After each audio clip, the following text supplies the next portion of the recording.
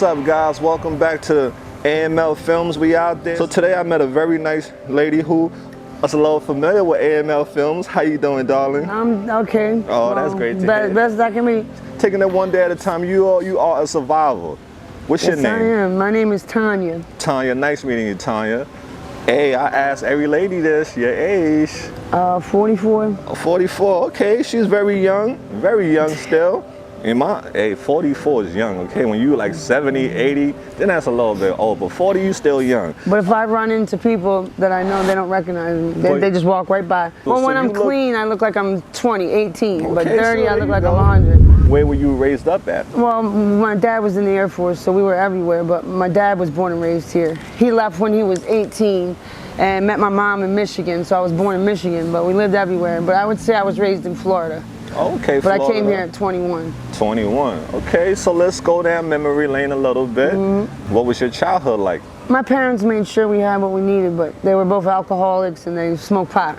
They both died of cancer. Oh, I'm so sorry, dear. Man, that's tough hearing that.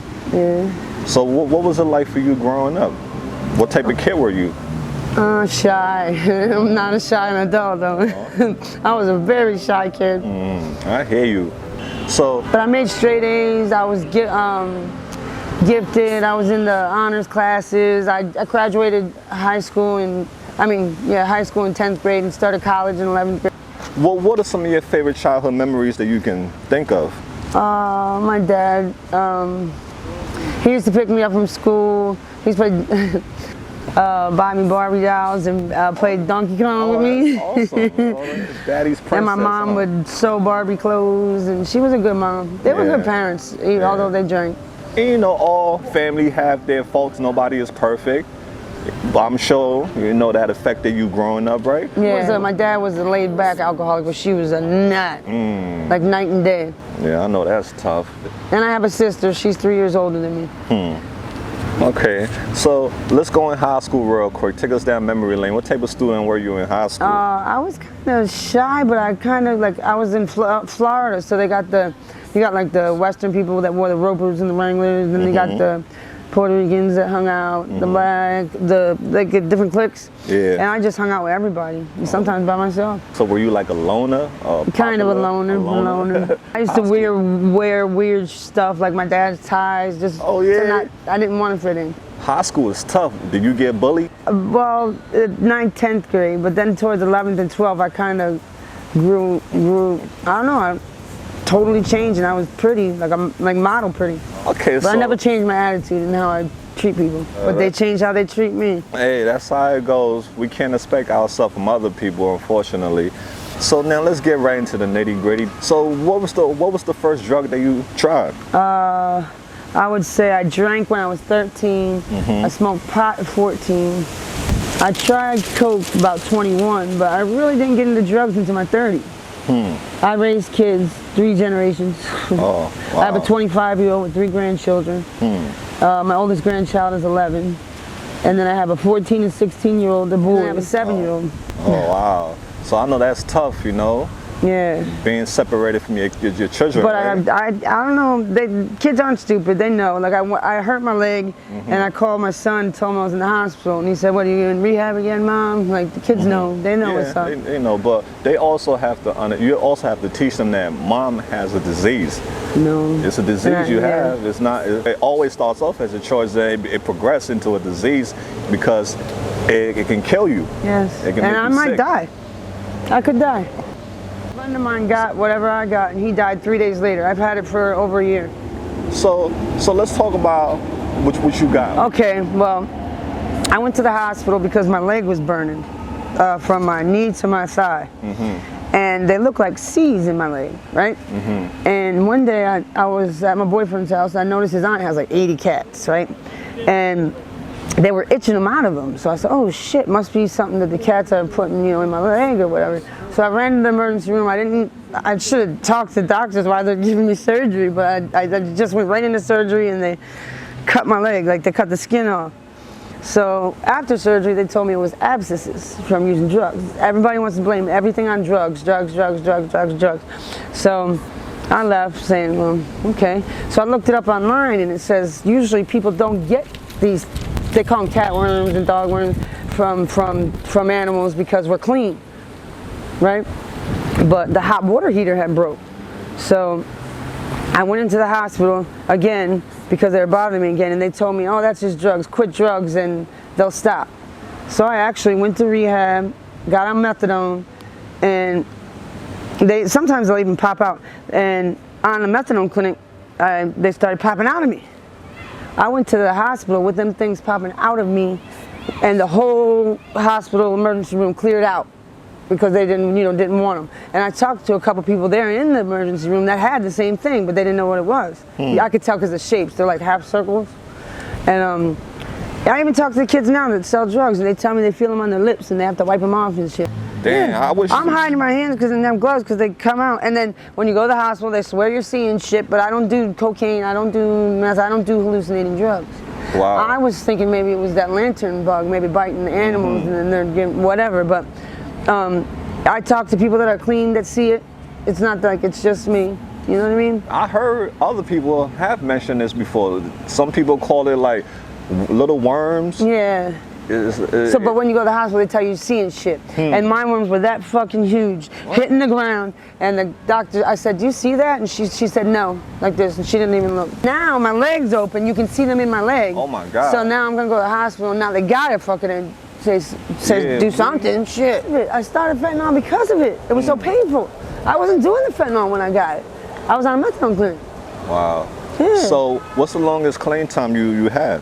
I don't want to say totally clean, but from my kid, they took my kids from me, the 14 and 16-year-old when they were 2 and 3. Right. Took me 18 months to get them back, so that was like 2013.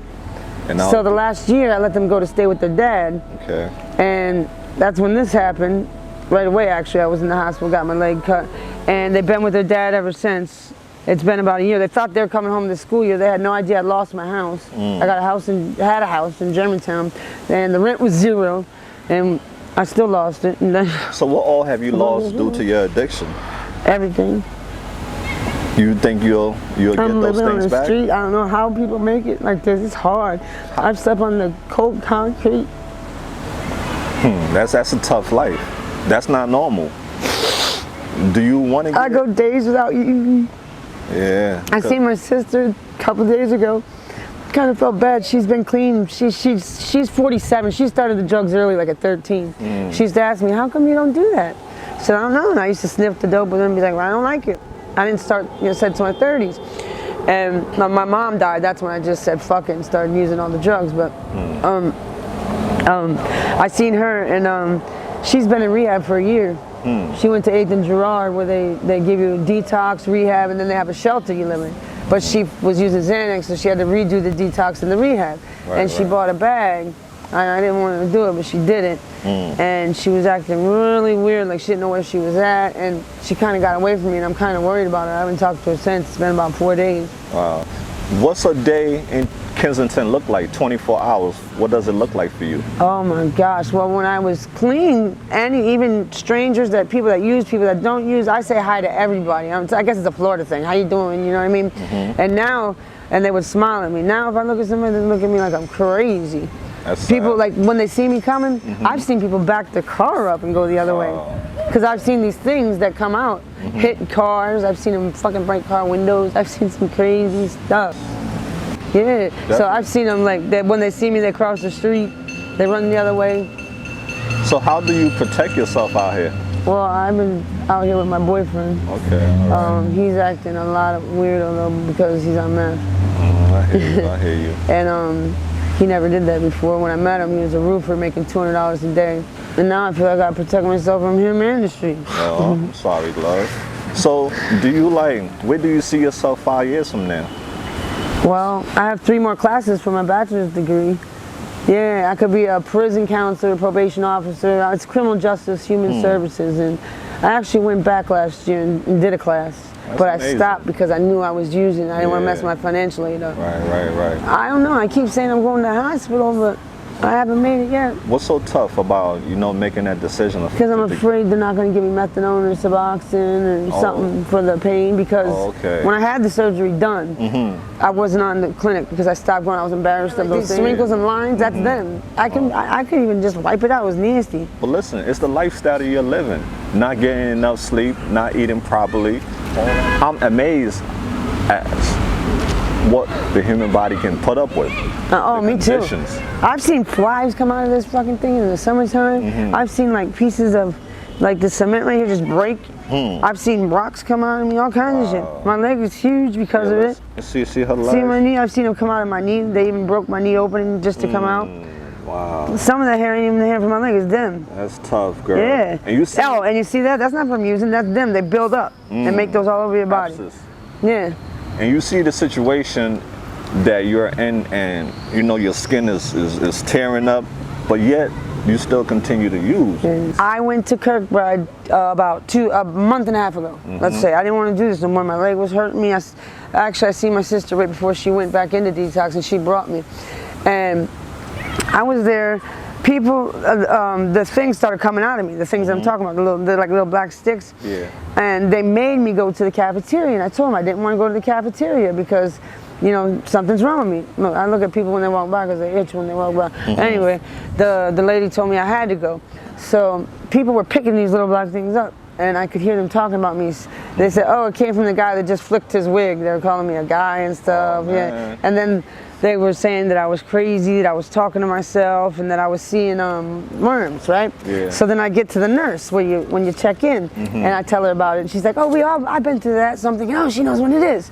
She said I was seeing shit. Yeah. So then 3 weeks into the rehab, after the detox, I'm still sick because of this, not because of the fentanyl, because I was on 120 milligrams of methadone. It also gives a lot of pain, whatever it is. Yeah. So finally, 3 weeks into it, I'm like, I can't take this no more. Everybody's making fun of me, telling me I'm seeing shit, this and that, and I'm leaving. So I go to the nurse to get my stuff, and they're like, aren't you gonna take your, I forget what they call it, it's the name of an antibiotic, oh shit, I can't remember. But anyways, I said, no, I don't know what that is. They said, yeah, everybody's getting treated for it.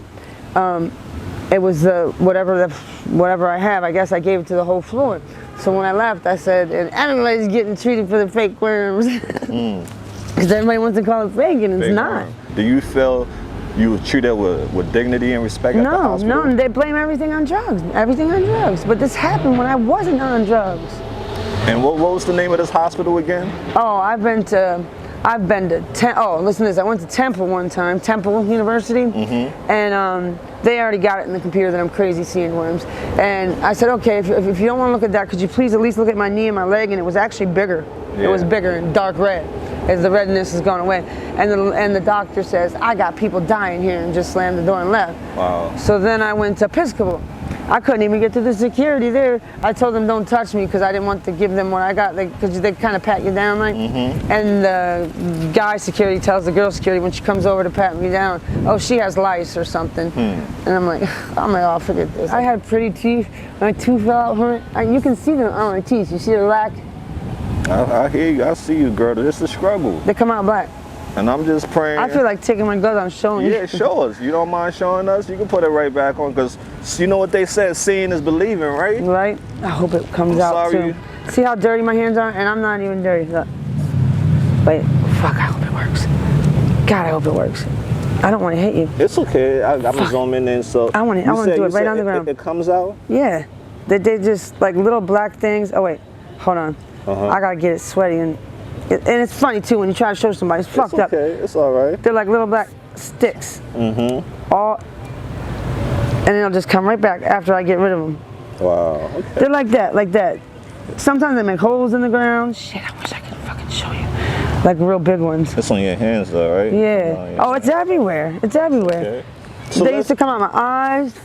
Wow, that's your eyes too. Damn, I wish I could fucking show you, because you're gonna think I'm crazy if I don't. No, listen, you're not the first one who said this. And they come out your nails, and they come out the bottoms of your feet. I used to have pretty feet, but now my feet are fucked up. They come out, see all that crackness? I don't have cracked heels, but that's what they'll say in the hospital. But it's weird, if I keep wiping them, is when they keep just coming out of nowhere, you know what I mean? Yeah. But whenever I walk by people, they itch. I haven't been wiping them. I've been trying to keep them in so that because I'm embarrassed. I got you. All right, so let's wrap up the interview, okay, dear? What's the first thing you do in the morning when you wake up? A dope. Dope. So how do you? So in the daytime, how much would you say you spend on buying fentanyl? I at least do.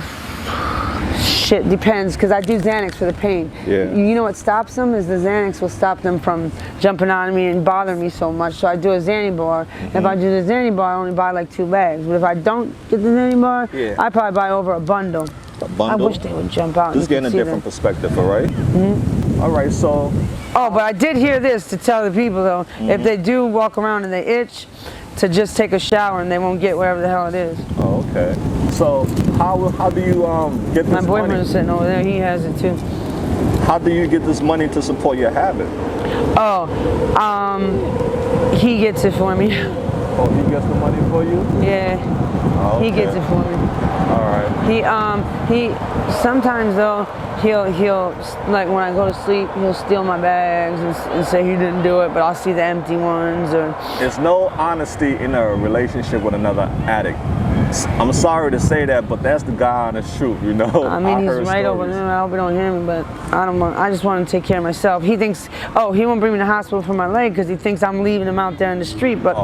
I'm gonna leave him when I'm dead. You know what I mean? God forbid. God forbid. Have you OD before? No, actually not. Actually, when these start getting worse, I have to do even more dope to even feel okay because they hurt your joints. Yeah. My hair's falling out. It's turning gray. I never had gray hair in my life. It's a tough like that. life, you know. Yep. It's a tough life. So, do you think that you're gonna give this life up? Just knowing all the stuff, hardship that you're going through, you think you're gonna give this my up? boys need me. My boys are 14 and 16, and the baby, she's 7. She's autistic. She's in diapers. That's another thing. When I see kids, I try not to walk near them because I don't want them to start itching and stuff. Because I don't know, I feel bad for the kids. Yeah. But my 14-year-old's 6'3", and he's in basketball actually. But he went to New Hampshire with his dad, and now the dad done left the girlfriend he was with, and the girlfriend I just found out has my kids. Do you believe that? But at least they're okay. She teaches autistic children herself, and I know that they're fine. Are you afraid that your kids might inherit your disease? Oh, my son already has. My 16-year-old. He was the last one to leave. I heard him in the room one time saying, "I'll never leave my mom." But I raised them in Germantown, and they're white, but they're Puerto Rican, but they're white, light skinned. So I don't know if it was hard for them because like they're the only white person in the whole school. Yeah. Although I'd rather live around black people. To tell you the truth, I'd rather live in Germantown I hear you. any day. But I wasn't gonna say about him. I caught him with Xanax. I caught him shooting guns in the backyard. One time I bought drugs in Germantown, which I usually don't do, and he was in his room with the guy that sold me the drugs. Now that's when I was like, oh.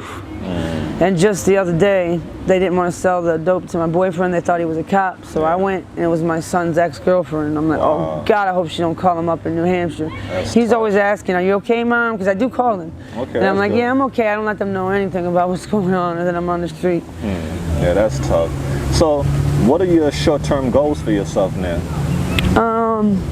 Well, number one, get to the hospital. It's weird. You'll just see shit pop up. You see, none of that was it. And sometimes there'll be sticks that come out of your hands, and leaves, and rocks, and glass, and just weird stuff. I don't know what the hell it is, but. So you all going to the hospital? I say I am, but we'll see. You should go, love, because I seen a guy in a wheelchair from the same thing that you got. Yeah. Yeah. He told you? Did he tell you that it comes out of different things? I mean, he didn't tell me that, but They're embarrassed too, I think. Yeah. People are embarrassed of it. But he's in a wheelchair, so you don't want to be in his situation, be in a wheelchair, because you know that's what's going to happen next, right? Yeah. Well, the doctor told me if I didn't take the antibiotic before all this, because this got bad, that they would take my leg off, and now that it's like this shit, I don't know. It feels like it's from there down. I can barely feel it. I hope they don't take my leg. I really don't. Hope they don't. I hope they don't. I hope you don't lose your legs too, dear. What's the toughest thing for you as far as being an addict? Waking up. I don't want to wake up. I do it for my kids. Yeah, your kids. You gotta do it for yourself too. Oh, I know. That's why I never make it, because I always do it for somebody else. Yeah, That's why I never make it. I can't do it for myself. Why not, girl? I don't know. Because I'm so used to doing Smart for lady. everybody, I don't know how to ask for help. And that's the thing. Us that help other people, we don't ask for help. And you know what they say, a quiet mouth don't get fed, right? Yeah. Ask for help, girl. Scream it out if you have to. We're here. You have a huge community of people now in the AML family that's willing to help you. So, you know, don't be afraid, okay?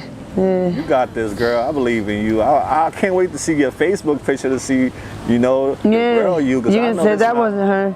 I don't care if they're watching this. No. Tanya Gallagher Torres. Listen, I'm going to show it because Or Tanya Torres Gallagher. And my channel is no shame or guilt. And I block people who leave negative comments because we're not. I just wouldn't post this on my page, please. No, I hear you. The shame and the guilt, because people are so judgmental. That's why it keeps people from reaching out to friends and family, because nobody want to be Maybe I seen. should. Who cares? Like, exactly. Who cares, right?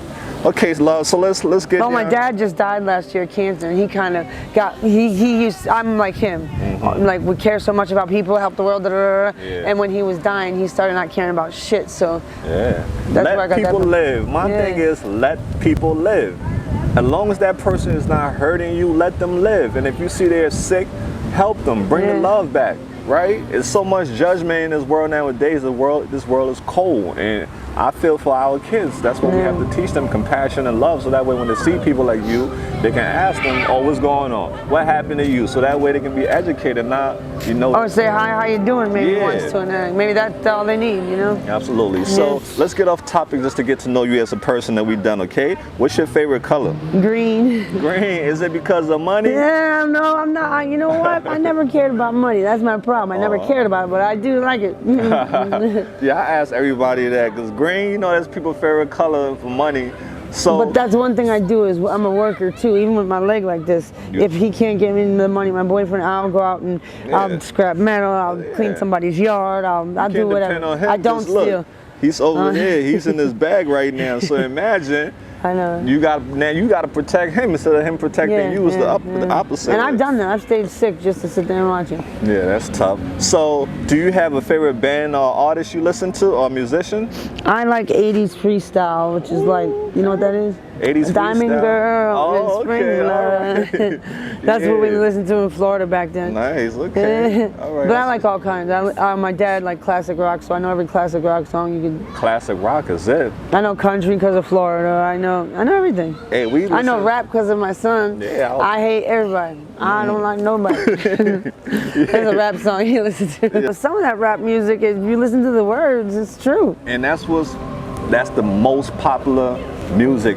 Hip hop, urban music is the most popular. Oh, and I speak fluent Spanish, so I listen to bachata. Speak a little Spanish for us right now. What do you want me to say? Say, we out there. Estoy aquí. That means I'm here, but no. Nosotros. Yeah, we out there because that's my. That's slogan. we, but that's we. But I would say me. Okay, so somos aquí. That means we're here. So no, so we out there in Spanish. I don't want to hear those other. I want to hear we out there. Somos aquí. Or somos allá. That means we are here or we are there. Hey, I'm learning Spanish. That's what's up. I'm learning something new. Aquí is here and allá is over there. Yeah, you heard that, guys? Okay. When you were a little girl, what do you want to become when you grow up?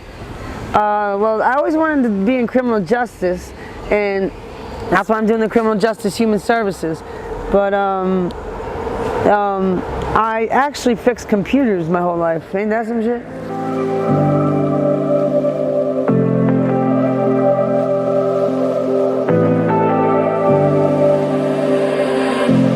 I was so sure